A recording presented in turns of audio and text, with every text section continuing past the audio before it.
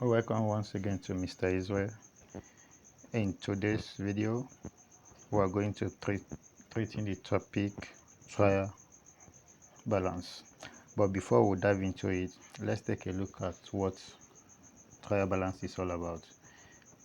Trial balance is a list of all credit and debit balances extracted from the various ledger accounts in order to test the arithmetic accuracy of entry in the various ledger accounts. The trial balance must be balanced, otherwise it implies there is an error in the ledger entries. Yes, with this, if the trial balance is not balanced, that shows there is an error in the ledger entries. And we have two types of errors: the error that affects the total of the trial balance and the error that do not affect the total of the trial balance. This very exercise that we're going to handle here now is mainly on when an extraction is made from the ledger and it's not well arranged. That is to say, when you make an extraction from the ledger, it will show you if you are to debit it or credit it. But in this case, the extraction was just extracted this way without specifying if it's a debit balance or a credit balance. So in this video, that is what we are going to handle in this video: how to rearrange the trial balance once it is extracted from the ledger. What is extracted from the ledger without following the due process of debiting and crediting. Now, before we continue, let's take a look at this question so that we can solve along. Now, you see, below is an extraction from the various ledger accounts of Subscribe and Share Nigeria Limited for the month of August 2022. You are required to rearrange, you see it? You are required to rearrange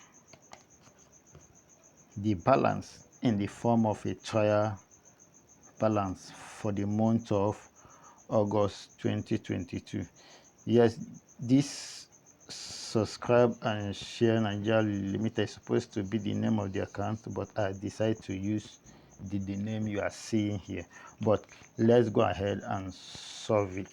Now, in our last video, I showed you something like this.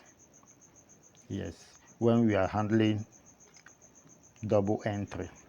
With this now, the truth is that if you don't have the idea of double entry, you cannot handle the trial balance effectively. Now with this, the double entry will give you an insight on how to rearrange this thing.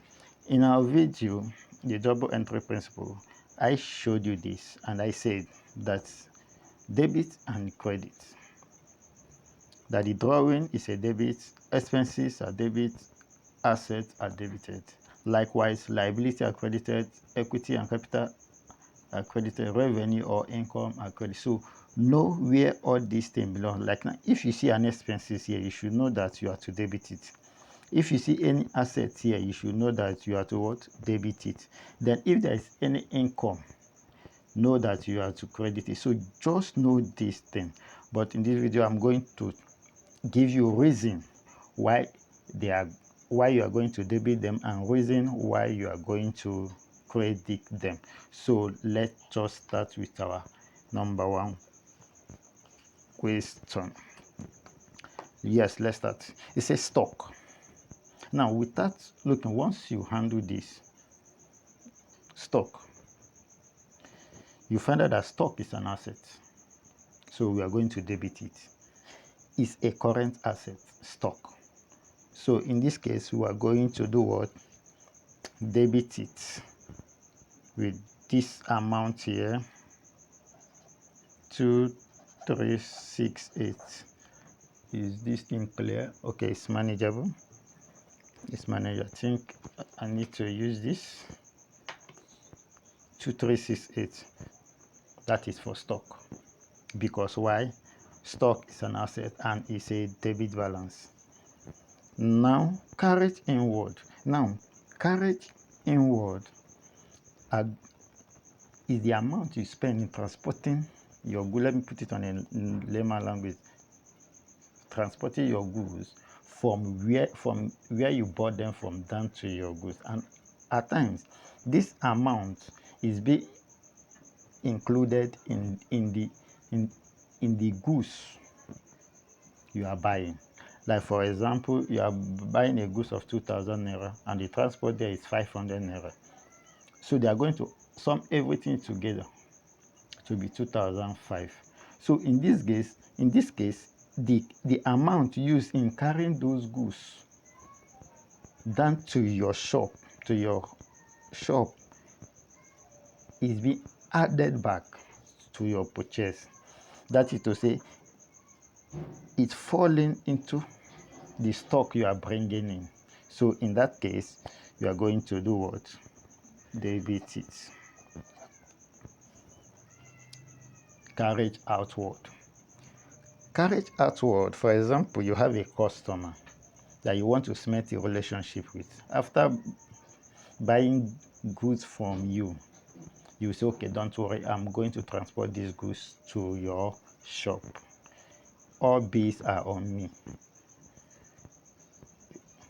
You understand? All bills are on what?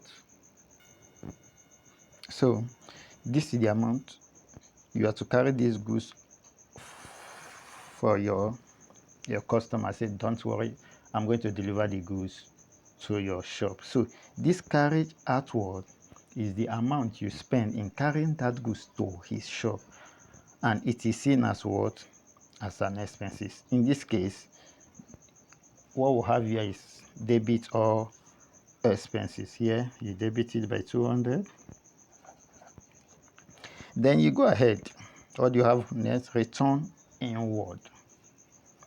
This return inward are those goods return back to you after you must have made sales. They discover maybe the goods, they have enough goods in the shop, maybe spoilage, or they don't like the brand, so they decide to return it for one reason or the other. Now they are returning these goods to you. You are accepting it and you are stocking it up among your stock. That shows the goods is coming in and is stocking up into your stock. So in this case, since assets here, our stock is an asset, so we are receiving stock back, so it's going to increase our stock. So in this case, we are going to do what? Debit here. Return inward, we debit it. Now returns outward. Now you always put yourself as the owner of the business. I bought some goods, and in this case I'm returning some for one reason or the other. Now mind you, I'm returning these goods, so we're going to subtract the number of goods I have bought. We are returning it back. So I hope you understand that we are returning these goods back, and for us to return these goods, we have to deduct it from the ones we've purchased before. You understand? So we are taking it back. So we're going to credit it because we are returning the goods. So here 322, that's what we are going to use there. Then the next one is purchases. When you purchase, it is assumed you are making an expenses, but not totally an expenses, but you are stocking up what? Your warehouse. So when you make the purchase, once you make the purchase, it's going to fall where? In the debit side. Now you can say, okay, you can assume it's an expenses. You can also assume it's an asset because you purchase assets. and also you purchase your assets. So in this case, you purchase your stock, asset, other thing, and here say that we should do what? Debit or asset. So in this case, you are going to debit purchase 11874. Now the next one is sales. Here they say credit or income. So and our sales is an income. So in this case, we just go ahead and credit it. Here we'll have 18,600. I hope you are getting it. Please, if there's any question, don't fail to ask. Salaries and wages. These are admin expenses. And the rule here says that debit or expenses. So you just move down here, you debit it. You debit it. So you just need to know this thing off hand. Just know it. Just know it, and it's going to help you a lot. So what is the next one? Rent also fall under expenses, and expenses is where you debit. Here we're going to debit. See how simple it is. Insurance, you paid for an insurance, you incurred an expenses. What do? You debit it. Just make sure you know those things that are expenses so that you just expense them. Motor expenses, debit or expenses. So you don't need to think twice. 664. Hope you can see that clear. Now, office expenses, still an expenses. You debit it. 216. Lightning expenses, still the same thing. Still expenses. You do what? You debit it, because the rules here say debit or expenses. Here you put 166. General expenses, debit or expenses. Here you debit it. General expenses 314. Furniture and fittings.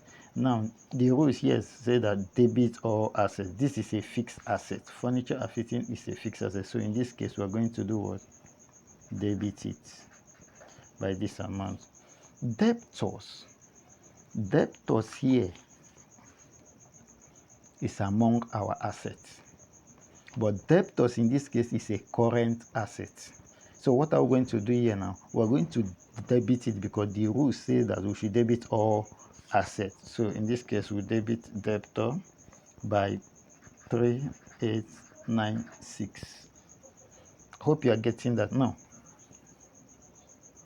Creditors are our liability, the people we are owing, and the rules here say that credit or liability. All the people we are owing, we are going to do what? Credit them. So you come here and you credit 1731. Hope you are getting it. So let's continue. This is cash, and cash here is also an asset, a current asset. So here 482, to debit or assets. Drawings. Now check here, you see drawing, debit or what? Drawing. So just know this, and you find out that trial balance will be very easy for you. Now you debit it. 1 2. Capital. Where is capital? Here. Credit or capital. What do? You credit it.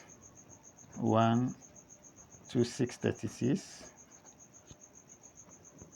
Then the next thing is premises. The next thing is what? The next thing is premises. How much? 5,000 naira. The premises. the expenses you incur in maintaining your premises, it still fall under expenses. Under expenses, then you debit it. I don't know if you're getting it. Good. Motor vehicle. Motor vehicle is a fixed asset.